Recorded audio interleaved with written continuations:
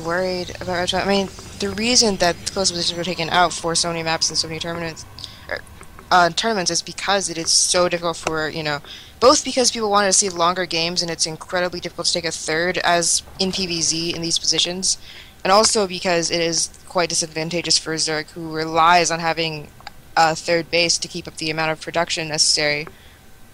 You need to have more bases than a Protoss opponent in order to take them out. And when taking a third is so difficult because you either have to take it in a place that's, in front of their natural, or you have to take it somewhere far away that's very difficult to protect. Ooh, he actually does drop a hatchery at 20 supply. Still doesn't have that gas started, and that's going to be a little bit of an issue because if Whitera does go for something really aggressive, like you're saying on this map, it's very, very difficult to stop in these really close spawns, especially without speed on the Zerglings. Slow Zerglings are so easy to outmaneuver as a Protoss player. Used to see a lot of just double stalker harassment against a fast hatch Zerg because the Zergling speed was going to be so slow that you can kill a lot of Zerglings before they have speed. And, well, Revtime's Zergling speed is going to be very delayed here. Still haven't seen a Roach Warren. He is starting a Spinecrawler up at the top of his main that he will be able to move down to his natural, but with no Zergling speed, no Roach Warren on the way, if we do see Whitera go for the aggressive option here, things aren't looking very good so far for Revtime. I don't know, he doesn't really have much defense. He has this one Spinecrawler, but his natural is in some trouble. Of course, I mean, as a Zerg player, you do have Larva built up, so you can make these 8 Zerglings at once. Yeah, and with the Queen, you should be pretty fine. The main issue is just, without speed, the Zerglings are so easy to outmaneuver. As you can see, the Zealot is going to get surrounded, but he's going to be able to kill a couple more Zerglings than he normally would before he gets surrounded. Now the Stalker is going to be able to micro against these Zerglings for quite some time, take out a lot of them. You just can't chase that Stalker down without the Zergling speed. So he does start upgrading that and drops the Roach Warren. If we look back into Whitera's base, he is going for a 3-gate. He only has 1 sentry out so far, but he's not opting to drop that extra gateway. He doesn't want to be super aggressive here. And that's kind of going to be fortunate for Revtime because the fact that I think a really well-executed 4-gate here would have given him a lot of troubles considering these spawn positions. Both players actually went for extremely safe builds, though. Since it is easy for Zerg to put on some aggression with their fast units here, 3-gate, very, very safe build. Whitera not taking any risks in this matchup, especially in these close positions, but there's just, he knows that if he just plays well, like last time, he can probably out-macro and just win based purely on, skill versus skill. Revtime, of course, knows that its close positions went for the safe pull first build.